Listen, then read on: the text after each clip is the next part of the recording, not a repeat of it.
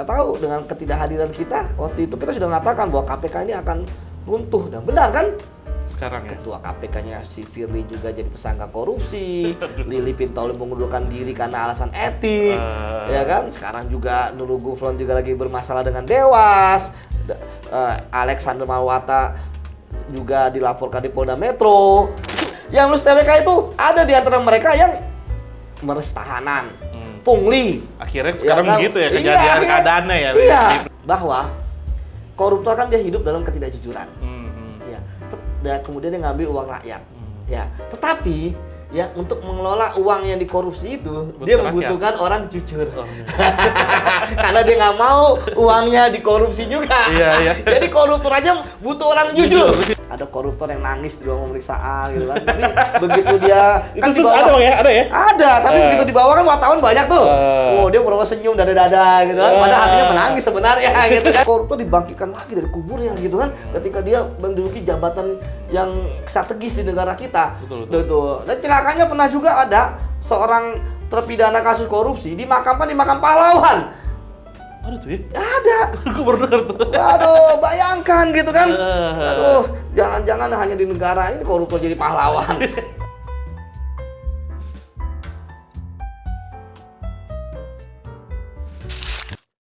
Hai guys, kali ini saya ada di program Diatox.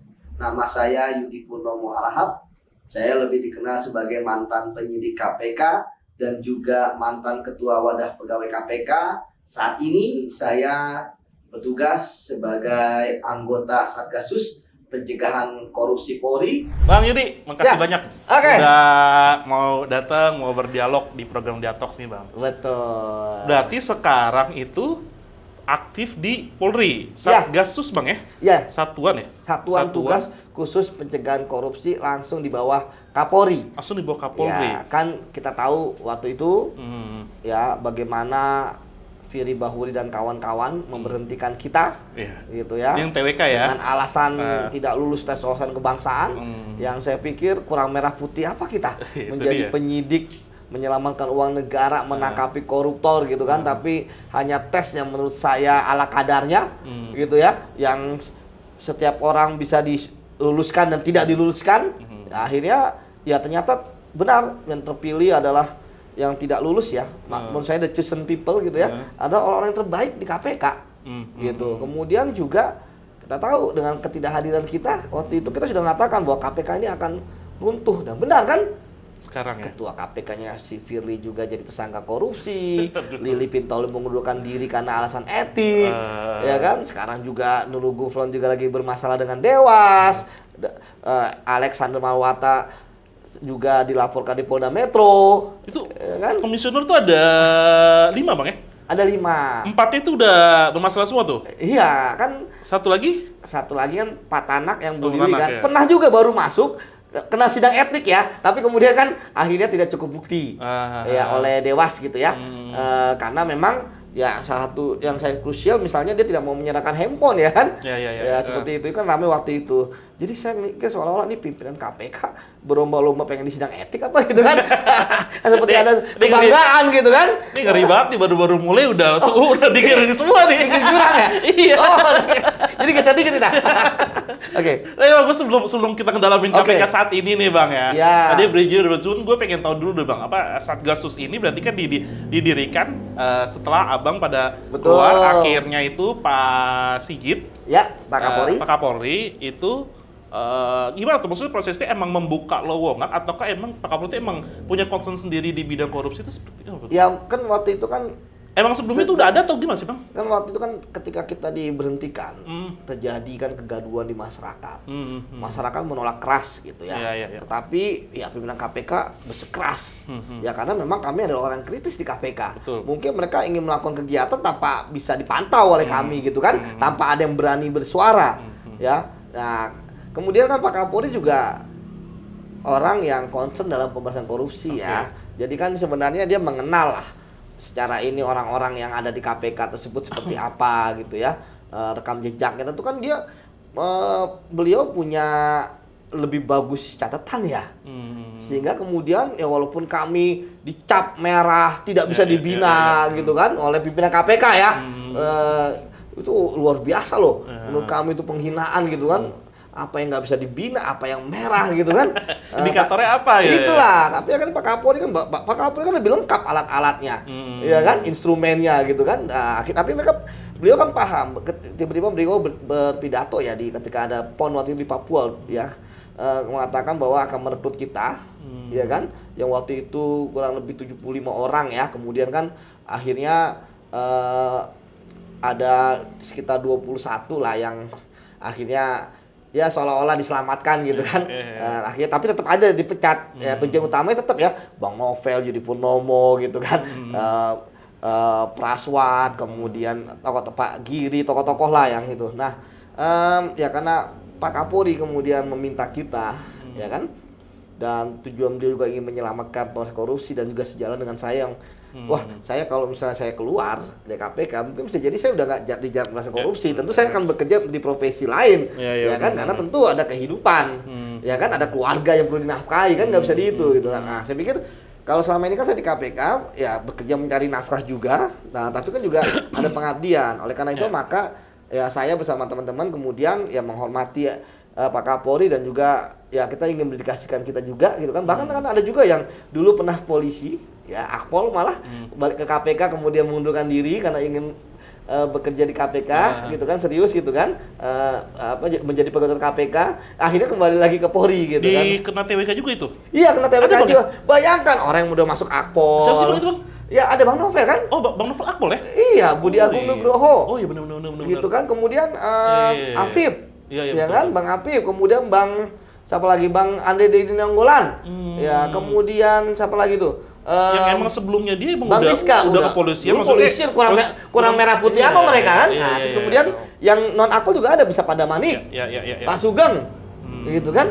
Jadi orang-orang ini, gitu kan, dicap merah dan bisa itu lucu gitu kan. Belum lagi dulu ada isu Taliban kan? Ya, itu juga Taliban radikal lah. Padahal yang nggak Islam juga banyak, ya kan? Bahkan dari 75 itu ada yang Hindu juga, ada yang Chinese juga, ada yang Buddha, gitu kan? Gue lihat tuh, gue tahu tuh. Jadi menurut saya ini apa gitu kan. Berarti tapi memang ini pas ya di Juni ini kan, Juni ini waktu itu saya masih ingat 1 Juni 2021 ya. 21 ya. Itu benar-benar Firly dan kawan-kawan itu menggunakan gimmick Hari Raya Pancasila itu untuk melantik pegawai KPK yang menurut dia lulus TWK gitu kan. Itu gimmick banget menurut saya gitu kan. Sehingga yang nggak lulus itu nggak Pancasila nggak apa. Tapi kan buktinya yang lulus TWK itu ada di antara mereka yang meres tahanan, pungli. Akhirnya sekarang kan? Begitu ya kejadian keadaannya ya. Iya, sementara kita alhamdulillah baik-baik saja di Polri kan, nggak ada yang berbuat aneh-aneh, ya kan. Bahkan kita di Polri juga karakter kita sebagai KPK juga tetap ada gitu kan, karena kita ingin menjaga nama baik Polri juga, gitu kan, seperti itu. Jadi dan juga tentu Pak Kapolri ya yang udah merekrut kita. Jadi seperti itu mas perjalanan hidup kita, dan kemudian kita diberikan perintah dari Pak Kapolri ya untuk melakukan upaya pencegahan ya. Yang memang tentu ini hal yang berbeda dengan ketika dulu kan, zaman saya kan ketika saya jadi penyidik efeknya jelas. Hari ini saya nangkap orang, hari ini saya nahan orang, hari ini saya menyita uang miliaran, hari ini saya mengejar buronan gitu kan ya. Tapi setidaknya ada yang bisa kita kontribusikan dalam pencegahan. Karena kita lebih banyak ke perbaikan sistem. Misalnya selama 3 tahun ini kan ya udah hampir 3 tahun lah kita di Polri ya, kita memberikan misalnya kajian tentang pupuk subsidi. Kita kerjasama dengan Kementan, kita memberikan masukan terkait apa yang harus dilakukan untuk perbaikan sistem. Kemudian kita juga kerjasama dengan Kementerian Keuangan, Kementerian Sosial terkait dengan bansos. Banyak lah kan, insya Allah sih alhamdulillah ya. Memang dari sisi ini ya, ketika merekrut kami kan tentu Pak Kapolri sudah memahami kan, mulai dari rekam jejak, mulai dari pendidikan, pengalaman. Jadi ya ketika kita memberikan masukan-masukan kepada kementerian, yang dulu juga mereka menerima gitu kan. Ya karena mereka juga tahu bahwa kita juga dulu mantan di KPK ya. Jadi istilahnya ketika kita memberikan masukan kepada mereka, ya mereka pun mau gitu kan. Dan alhamdulillah sudah terjalin lah selama ini. Dan ini kan kami kan akan menjadi cikal bakal dari Kortasnya Polri ya. Di mana kan nanti ada unsur penindakan, yaitu penyidikan ya, karena Polri itu bisa ya hanya bisa nggak bisa penuntutan ya, hanya bisa penyidikan dan penyelidikan. Nah, ada juga pencegahannya. Ya nanti ini cikal bakal. Kalau sekarang kan di kepolisian masih direktur tipikor ya. Nah, jadi kita harap bahwa tentu apa yang kita bangun ini ya jadi embrio lah bahwa Polri juga bisa gitu kan untuk melakukan penindakan dan pencegahan korupsi sama seperti kejaksaan ya, walaupun kita tahu sekarang bagaimana KPK agak melempem seperti itu. Berarti lebih banyak emang teman-teman ini di Satgasus ini bekerja sama kementerian Bang ya. Betul. Cuman emang ranahnya itu lebih ke pencegahan. Betul. Untuk penindakannya lagi nanti beda lagi gitu. Lagi. Oh oke. Gue pengen nanya ini deh Bang. Ya. Ini sebenarnya ini menarik nih Bang. Kita sama-sama ingat lah gimana dulu tuh ya KPK ini tuh gue waktu itu kayaknya gue masih kuliah tuh ya. Masih kuliah di zaman-zaman 2012. Oke, gue udah 12-an, 13-an lah itu. Berarti gue udah masuk penyidik yang itu. Soal ini Bang, cicak versus buaya itu loh. Itu kan maksudnya 2012 itu. Pertarungan kedua lembaga KPK dan Polri ini kan dulu tuh sangat kuat gitu ya. Bagaimana berbagai macam apa jilid 2 atau jilid 3 gue lupa gitu ya zaman-zaman gue kuliah itu. Nah maksud gua dan teman-teman kayaknya yang masuk ke Polri ini yang dulu juga fight di dalam dengan Polri ya kan? Nah ini sebenarnya gimana Bang di dalam sendiri para teman-teman Satgasus ini bagaimana dengan budaya-budaya yang sudah ada di Polri ini ketika teman-teman masuk itu seperti apa nih diberikan kebebasannya oleh Pak Kapolri kan ya? Itu seperti apa Bang? Ya betul, bahwa itu juga dulu kan menjadi concern kita ya, bahwa nggak terbayang dalam pikiran saya, imajinasi apa yang liar pun saya menjadi ASN di Polri gitu ya. Tapi kan itu jalan ASN, hidup. Bang, ya? Menjadi ASN. Udah ya? Iya udah. Tapi kemarin kalau di KPK tuh nggak ASN. ASN. Tapi kita nggak diangkat. Oh, I see. Kita diberhentikan, kita dipecat gitu kan, sama disingkirkan. Gitu. Jadi sama kan orang berpikir, oh gimana tuh bisa nggak ini gini kan, tapi sampai sekarang kita survive kok, ya kan? Karena apa yang penting kita kan tetap menjunjung integritas kita. Kemudian yang kedua yang paling penting juga ternyata welcome gitu kan dari Polri gitu ya. Saya pikir apa yang terjadi di masa lalu kan ternyata hanya terjadi di masa lalu, ya kan? Bahwa kemudian dulu kita juga pernah ya bergesekan hal yang biasa lah dalam berdialektika kan namanya dialek Indonesia kan, ya kan? Jadi berdialek gitu kan. Ya alhamdulillah ya termasuk kan Bang Novel kan yang disidangkan terkait dengan pelakunya kan juga dari Polri gitu ya, oknum gitu. Tapi kan nggak biasa aja, di sana pun welcome aja, nggak ada yang ini. Bahkan saya juga beberapa kali diminta bantuan untuk ya kalau ada teman-teman Polri yang meminta bantuan konsultasi terkait dengan tindak pidana korupsi, ya kan, perbaikan sistem, ya kan, itu mereka terkait mereka nangani kasus, mereka kontak gitu kan, welcome aja. Jadi kekhawatiran yang ditakuti bahwa wah ini gimana nih orang-orang ini kan, orang-orang ini kan dulu dianggap yang menjadi pemimpin di KPK gitu kan, ketika terjadi kisruh-kisruh cicak buaya gitu, tapi ternyata begitu masuk biasa aja. Berarti kalau yang gue tangkap saat ini gue nggak tahu ya, perspektif lu gitu Bang ya, apakah emang saat ini lembaga kepolisian sendiri udah berbenah juga Bang untuk menjadi lebih baik dengan adanya dengan salah satu indikatornya adalah mengundang teman-teman KPK yang kemarin itu sempat ya quote and quote gitu ya enemy atau berseberangan, akhirnya menarik ke sini itu apa ya, kan sekarang lagi ada perbaikan di tubuh lembaga kepolisian itu sendiri juga kali Bang? Ya saya pikir Polri sekarang di bawah Pak Kapolri ya itu kan juga banyak melakukan pembenahan lah. Kita tahu bahwa sekarang ya walaupun masih ada no viral justice gitu ya. Tapi kan ya cepat ditanggapi gitu kan. Daripada udah viral nggak ditanggapi. Ya kan, jadi karena kan memang rentang kendali kan terlalu jauh. Misalnya ada laporan di sana ada kasus ini kan. Tapi kita lihat beberapa sosmed dari petinggi-petinggi Polri, lembaga-lembaga Polri kan cepat mengatasi. Udah pada main aktif sosmed juga. Udah aktif sosmed ya. Saya pikir itu sangat penting. Terus kemudian bagaimana humasnya juga sudah bagus. Karena kan yang penting sebenarnya saat ini periodenya Pak Kapolri ini kan bukan sekedar branding humas ya, tapi aplikasi melakukan. Ya, jadi ketika ada sesuatu di masyarakat, ya itu cepatlah dilakukan gitu kan. Ya, tapi kan memang tentu ketika masih ada beberapa kekurangan, ya saya pikir kan berapa ratus ribu orang anggota Polri gitu ya. Tapi kan yang baik juga banyak. Kita tahu misalnya kesuksesan beliau terkait dengan misalnya mudik, ya kan, terkait dengan keamanan. Sampai sekarang kan nggak ada terorisme gitu kan. Kemudian apalagi banyak lah yang ternyata membuat masyarakat aman gitu kan, pemilu aman seperti itu.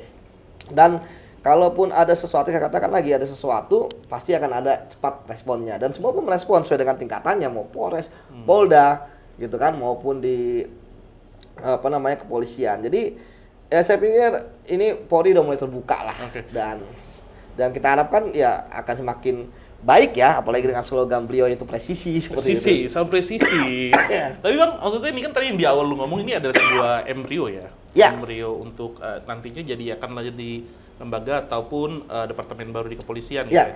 Nah, seberapa yakin Abang gitu misalnya di dalam gitu ya, gimana? Maksudnya kan ini kan sebenarnya kan jadi terobosan baru kepolisian juga nih untuk ada lembaga yang seperti ini gitu. Jadi kita polisi itu yang kita kalau misalnya mau daftar terus duit bla bla segala macam itu akhirnya kan tertolong dengan adanya lembaga yang kayak Abang nanti pimpin gitu. Maksudnya nanti kan, tapi kan kita perkara selanjutnya adalah Kapolri ini kan rentan waktunya kan jabatannya kan kadang berganti gitu Bang. Nah kadang-kadang ganti Kapolri ini kan ganti kebijakan nih. Betul. Nah di dalam internal sendiri bagaimana nih Bang perasaan soal lembaga tadi embrio yang tadinya pengen dijadiin kayak Abang gitu, seperti apa Bang? Ya kalau Kortas kan saya pikir kalau saya namanya Kortas Bang ya? Kortas Tipikor kan juga pembahasannya sudah intens ya.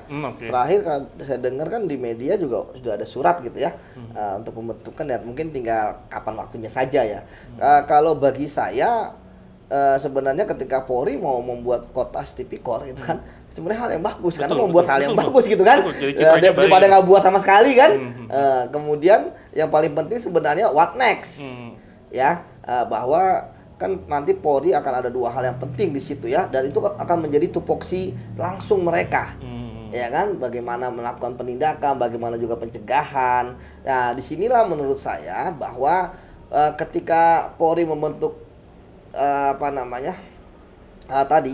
Kortas Tipikor, maka ya tentu yang harus dilakukan ini kan lembaga baru yang di dalam tubuh, walaupun dalam tubuh Polri ya, maka anggotanya pasti Polri maupun PNS Polri ya. Maka ya tentu rekrutmen untuk masuk ke lembaga tersebut itu udah harus jelas. Ya misalnya yang berintegritas, rekam jejaknya baik, tidak pernah kena disiplin, minimal itu dulu. Bahkan tidak pernah ada rumor-rumor ya terkait dengan misalnya permasalahan etik, ya kan, ataupun dugaan-dugaan main perkara misalnya. Ya pikir itu harus dilakukan itu dulu. Sehingga ketika nanti mereka masuk ke Tipikor setidaknya sudah disaring lah orang-orangnya. Karena kan saya pikir ya, pandangan saya Kortas Tipikor ini akan menjadi wajah baru Polri. Ya kan, karena optimis banget Bang ya? Optimis, karena kan mereka ini dua pisau loh. Pisau keluar, ya kan, menangkapi para koruptor, dan juga ke dalam, ya kan, membersihkan Polri. Ya kan, jadi memang ini harus benar-benar orang yang strength. Apalagi kalau Kortas Tipikor kan saya ngelihat kan kalau dari struktur pasti di bawah Pak Kapolri gitu ya. Ini akan lebih kuat lah. Lebih strategis juga lah ya. Strategis. Jadi dan sekarang pun juga kita sudah jarang mendengar juga ya. Ada kasus-kasus korupsi di tubuh kepolisian misalnya. Dan ini mungkin juga bagus juga gitu kan. Sekarang kan kalau misalnya masih ada sesuatu seperti itu di polisi pasti udah viral. Ya kan? Misalnya dulu kan kita ingat misalnya ada yang di jalanan misalnya kan, masih viral. Tapi kan sekarang udah mulai enggak gitu ya, karena memang sekali lagi bahwa prinsip saya juga ketika dulu saya jadi penyidik ya, penyidik kan nggak tahu apa yang ada di luar sana. Justru informan masyarakat, bahkan cepu gitu ya, yang informasi kepada kita gitu kan, terkait dengan sesuatu yang jadi sana. Jadi saya pikir ketika nanti Polri sudah bentuk Kortas, ini akan sangat positif baik keluar maupun ke dalam. Apalagi ya tentu kepolisian ini kan sekarang juga menjadi hal yang penting ya, karena kan menjaga keamanan gitu kan di negara ini, supaya jangan sampai ya kan tidak situasi kamtipmas nggak kondusif dan sebagainya. Jadi sekali lagi bahwa memang ketika bicara tentang korupsi ya itu tentu bukan hanya berbicara mengenai bagaimana memberantasnya, tapi juga bagaimana mencegahnya. Betul. Seperti itu. Walaupun gue suka sih tuh kalau misalnya beneran ada Kortas itu Bang, karena maksud gue akhirnya masyarakat bisa ada satu hal lagi menaikkan trust lah ya. Trust masyarakat untuk dengan kepercayaan di publik untuk kepolisian ini gitu Bang. Ini Bang, gue pengen ini Bang kalau di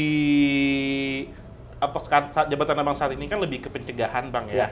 Nah sebelumnya kan Abang di KPK ini gue penindakan kan Bang? Penyidik penindakan juga kan? Cerita dong Bang. Oke. Lu berapa tahun sih Bang di KPK tuh Bang? Berarti segmen pertama masih ini ya? Nanti kita kedua, oke. Bang, lu berapa tahun sih Bang di KPK? Gue masuk 2007.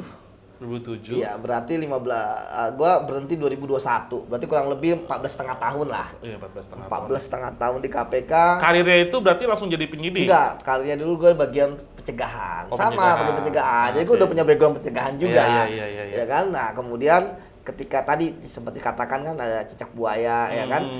Sempat akhirnya ada banyak penyidik kepolisian yang kembali kan di KPK, sedikit penyidik, akhirnya KPK memberanikan mengangkat penyidik dari internal. Dulu dikenal dengan istilah penyidik independen. Iya, penyidik independen betul. Nah, saya kemudian sebenarnya saya waktu itu udah senang lah di bagian saya pencegahan gitu kan. Yudi banget ini gitu. Bagaimana kita Tapi lu lulusan apa sih, Bang? Sastra sejarah gua. Serius lu? Iya. Nah, sastra sejarah tapi oke. Betul. Akhirnya gua ngambil hukum begitu masukin penyidik kan. S2-nya tapi hukum. penyidik dulu, S1 dulu, S1 hukum. Jadi SH dulu kan. Supaya gua tahu dasar-dasarnya. Jadi ya kemudian ya gua memberanikan diri jadi penyidik, ya kemudian lulus kan. Karena lulusnya kalau integritas udah nggak perlu diragukan ya di KPK. Kemudian masalah ilmu kan bisa di-upgrade. Akhirnya gua 4 bulan lah kira-kira pendidikan dulu di Mahkamah Agung di Bogor itu. Megamendung ya kan, ya kemudian kita masuk kan belajar, learning by doing lah. Nah, sambil sorenya kuliah karyawan, kemudian gue langsung untuk juga akselerasi ya, karena memang beda banget. Di gua dulu yang pendidikan dan pelayanan masyarakat yang tugasnya nggak lama gitu kan, hanya menjadi pembicara, kampanye, bagi-bagi stiker gitu kan, nyanyi-nyanyi gitu educate kan, lah ya. Educate lah dari anak TK, SD, SMP gitu kan, menggambar di korupsi gitu. Tiba-tiba gua jadi penyidik yang meriksa orang. Wah, gue yang bisa ketawa-tawa sih jadi kita penggalak gitu kan. Langsung gitu kan. Jadi ya untung aja memang learning by doing itu penting ya. Tahu nggak, kalau orang kan bertahap ya kasusnya. Gua kasus pertama gua langsung senturi, buset. Wah, itu langsung. Wah, langsung booming kan. 2012. 12 ya? 2013 itu udah. Jadi 2013, saya ingat begitu saya dilantik langsung dapat sprintnya senturi, buset. Wah, itu benar-benar disiapin situlah kita belajar ya bagaimana meriksa orang, bagaimana mengejar orang, bagaimana ini BAP, bagaimana interview. Dan akhirnya ya ala bisa karena biasa, akhirnya kan kemudian saya sebelum keluar dari KPK, saya sering memberikan pelatihan-pelatihan investigasi. Sekarang pun juga, kalau sekarang kan memang karena sudah berapa belas tahun gitu kan. Udah hatam ya? Udah hatam. Dulu ketika ada pegawai baru ya saya memberikan inilah materi ya tentang penyidikan lah kepada mereka. Tergantung dari SDM memberikannya apa. Jadi bagi saya itu suatu hal yang penting gitu ya, bahwa kita bisa jadi apa aja gitu kan. Tapi yang penting adalah integritas dan idealisme kita. Itu yang harus punya nilai-nilai itu ya Bang ya? Itulah kadang-kadang kita sering mengatakan bahwa kejujuran itu penting. Gitu kan? Karena kalau orang nggak jujur, dia akan menutupi kejujuran dan akan dipercaya oleh orang. Saya selalu ada analogi yang lucu ini. Bahwa koruptor kan dia hidup dalam ketidakjujuran. Ya. Dan kemudian dia ngambil uang rakyat. Ya. Tetapi ya untuk mengelola uang yang dikorupsi itu dia membutuhkan orang jujur. Karena dia nggak mau uangnya dikorupsi juga. Jadi koruptor aja butuh orang jujur. Karena dia nggak mau uangnya dikorup. Dia nggak mau orang yang mengelola uang dia kayak dia. Kan gitu. Karena dia pengalaman ya. Pengalaman ngambil duit orang ya. Pak, tapi ngomongin soal pengalaman lu di KPK, cerita dong apa kira-kira menurut lu? Wah, ini nggak bisa gue terlupakan nih kegiatan ini, entar lu pas lagi lagi BAP orang, entar lagi pas di lapangan, dan segala macam hal yang banyak sebenarnya. Sebenarnya banyak Bang, kayak di bisa 3 buah buku itu. Ya itu seru tuh kalau dibikinin buku tuh ya. Berarti kan memastikan atau film kayak di Tifot. Jurang lagi. Ya kadang-kadang kan koruptor ini kan banyak juga triki-trikinya tuh Bang ya. Kalau terus kan penyidik juga dia kan harus bisa selangkah lebih depan dari mereka tuh. Pengalaman yang nggak terlupakan nih itu apa Bang? Ya banyak ya. Masuk kayak mungkin ada pernah yang ringan dulu ya. Dari OTT misalnya. Saya standby ya, standby. Ini OTT bus mana nih Bang? Ada OTT salah satu bupati lah. Oh, oke. Kemudian pagi hari Sabtu saya mengantar anak saya ke mana tuh namanya, ke karate gitu ya, taekwondo gitu kan. Kemudian ketika untung udah selesai ya, tiba-tiba telepon, segera ke kantor merapat. Nanti pesawat sore langsung ke Solo untuk nangkep orang ya kan. Jadi gitu kan, langsung balik gitu kan. Langsung nangkep orang, wah udah 2 hari gitu kan. Atau ya kadang-kadang kita udah bikin jadwal kegiatan. Saya ingat waktu itu mau ikut UI maraton ya. Udah daftar sama istri saya. Kemudian tiba-tiba pas hari Sabtu, kan hari Minggu tuh acaranya ya. Hari Sabtu kita nangkep anggota DPR. Jadi ya udah istri saya lari sendiri gitu kan. Saya ya karena bagi saya ya bisa cuti, tapi saya nggak bisa meninggalkan teman-teman saya. Gitu kan. Saya nggak bisa misalnya apa namanya? Ya karena udah ada kerjaan, karena passion saya itu dong. Jadi ini passion ya kan. Nah kayak gitu-gitu. Tapi ya, hal yang paling menarik adalah ketika kasus IKTP. Ya waktu itu Pak Setia Novanto ya, Pak Setia Novanto waktu itu yang menjadi tersangka gitu ya. Wah, kita waktu itu geledah rumahnya gitu kan. Ketika geledah rumahnya, wah kan beliau nyata tidak ada. Gitu. Ketika beliau wah kok nggak ada gitu. Terus kan dulu sosmed udah rame lah ya. Wah, ada yang di sosmed bilang ada bunker gitu kan di rumahnya gitu kan. Saya cari mana nggak ada bunker gitu kan. Wah gitu kan. Saya apa namanya? Ada lift ya di rumahnya ya. Itu kan nggak ada ke bunker, ke lantai 1 aja gitu kan. Jadi waduh, jadi seru juga. Jadi kita nyidik tapi juga mengamati perkembangan di luar gitu kan. Apalagi ternyata live gitu kan. Wah, bayangin TV itu live loh dari penggeledahan awal sampai akhir. Kan saya ingat setidaknya kita masuk kalau nggak salah jam 8 malam lah, sampai jam 3. Itu jam 3 itu TV itu ada yang streaming gitu kan. Bayangin. Kalau sekarang kan TV itu di YouTube emang full ya, tapi kan dipotong-potong nanti begitu yang di acaranya ya. Nah, di situ yang lihat wah, jadi kita mantau gitu kan. Wah, netizen bilang ada bunker, jadi saya cari-cari ada bunker nggak ya. Gitu kan ya. Saya cari nggak sampai di pos satpam pun saya cari gitu kan, ada bunker kayaknya kan nggak ada. Nyata pas Novanto memang keluar. Tapi gitu. pernah nggak sih Bang, maksudnya kan ini kan yang abang tangkap ini kan bupati. Terus satu lagi, misalnya terus kemudian Pak Setia Novanto kan kecelakaan gitu kan. Kemudian akhirnya dibawa ke rumah sakit. Nah, kita distrik tuh ya. Kemudian ya saya sama tim datang kan. Begitu saya datang, nyata wartawan datang duluan kan. Wah, saya langsung saya ingat apa namanya di videokan gitu kan oleh wartawan gitu. Wah, jadi waktu viral terus saya upload lagi kan beberapa tahun kemudian kita dari KPK. Wah, langsung nembus 1,2 juta yang view gitu kan. Ternyata masyarakat kangen pemberantasan korupsi gitu kan kayak gitu. Jadi itu seperti saya kan. Waduh. Jadi ya saya banyak pengalaman lah. Gini Bang, apa kan yang abang tangkap ini kan orang-orang tokoh lah ya. Bahkan tokoh-tokoh yang emang berpengaruh gitu. Nah, kadang-kadang kan di tokoh-tokoh ini kan pasti kan berupaya gimana caranya dia nggak kena OTT atau segala macam gitu kan. Nah maksudnya kan kadang-kadang kan ada aja tuh kan, misalnya kayak ya konten yang mungkin lobby atau abang atau segala macam. Ada nggak sih Bang hal kayak gitu yang diterima gitu Bang? Ya kan koruptor itu adalah orang yang punya jaringan. Iya betul. Orang yang punya uang, orang yang punya kuasa, dan mereka juga pejabat kan nggak kemarin sore. Betul. Dan mereka punya relasi dan sebagainya. Tentu mereka, ya saya yakin mereka akan melakukan itu. Tapi kita tegak lurus saja. Ya punya ini, yang penting kita dua bukti yang cukup. Ya kan hukumnya sudah terpenuhi, kita lakukan itu. Penangkapan misalnya. Setelah mereka mau kesana kemari ya, misalnya mereka mau gugat undang-undang KPK, kan beberapa kali undang-undang KPK judicial review kan. Gitu. Tapi ya bagi saya kita tetap tegak lurus aja. Dan memang banyak pertanyaan, "Wang, lu di ruang pemeriksaan berantem nggak sih lu sama ini?" Ya enggak lah, ngapain gitu kan? Apa namanya? Kita berantem sama mereka. Orang yang penting kita selalu ngomong, "Pak, kami menjalankan tugas." Ya kan? Ini surat penyidikan saya. Kita nggak ada hubungan bawa perasaan, dendam atau apapun.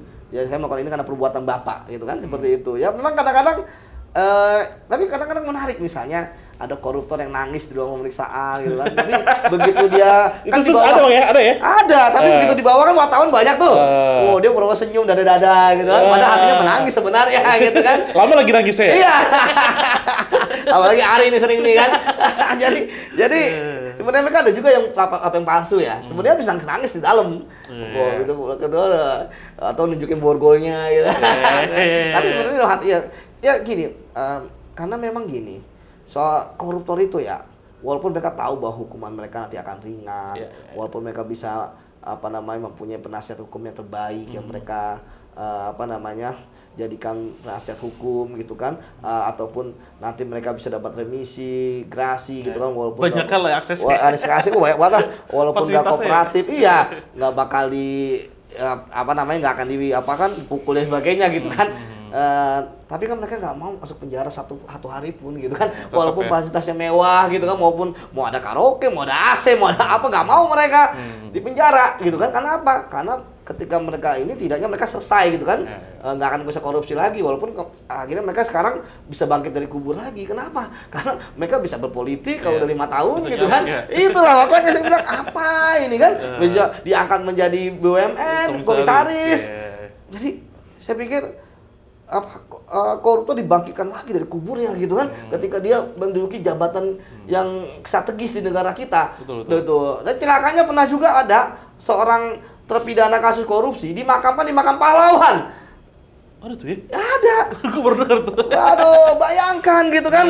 Aduh, jangan-jangan hanya di negara ini koruptor jadi pahlawan. Aduh, kayak kadang-kadang ngeliat itu lucu juga gitu kan. Tapi ya saya pikir itulah realitas bahwa di Indonesia memang kejahatan korupsi masih di state kejahatan yang luar biasa, ya, dan memang pelakunya bukanlah orang yang biasa. Saya nggak pernah ketemu koruptor pelakunya kaleng-kaleng gitu kan.